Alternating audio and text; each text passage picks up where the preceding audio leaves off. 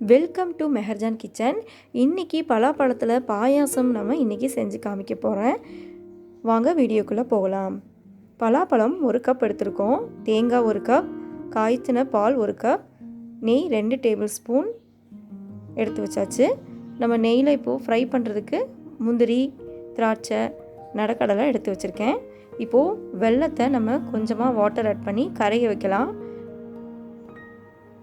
இப்போது ஒரு மிக்ஸி ஜாரில் தேங்காயை நம்ம அரைச்சி பால் எடுத்து வச்சுக்கலாம்.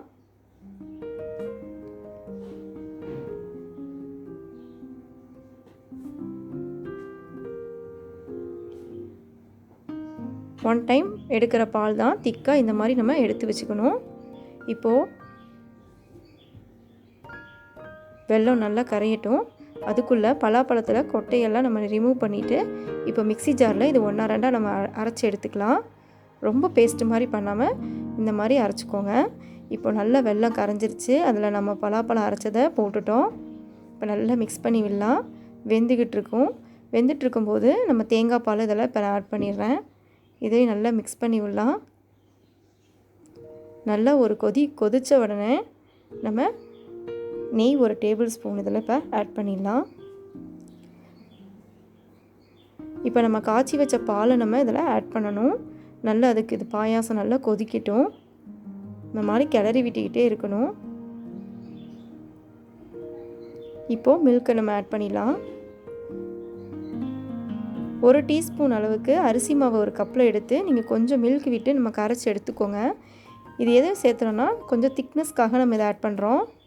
பாருங்கள், அரிசி மாவில் கொஞ்சமாக மில்க் ஆட் பண்ணி நல்லா மிக்ஸ் பண்ணி இப்போ நம்ம அதில் ஆட் பண்ணிடலாம்.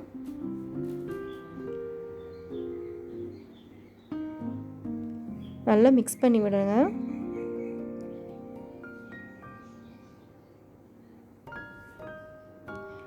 ஃப்ளேவருக்கு ஏலக்காய் தூள் போட்டுக்கோங்க.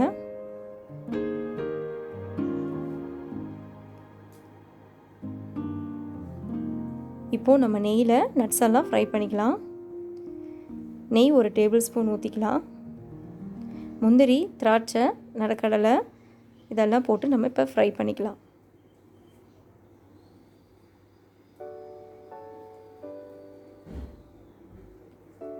வீட்டிலையே நம்ம சிம்பிளாக சூப்பராக பலாப்பழ பாயாசம் இப்போ நம்ம ரெடி பண்ணிடுறோம். நீங்களும் இதே மாதிரி செஞ்சு பாருங்கள். இப்போ பாருங்கள், நல்லா ஃப்ரை ஆயிடுச்சு. இப்போ நம்ம இதை ஆட் பண்ணிடலாம். பாயாசமும் நல்லா கொதிச்சிருச்சு. ஸ்மெல்லே சூப்பராக இருக்கும். கண்டிப்பாக ட்ரை பண்ணி பாருங்கள். பலாப்பழ பாயாசம் இப்போ நம்மளுக்கு ரெடி ஆயிடுச்சு.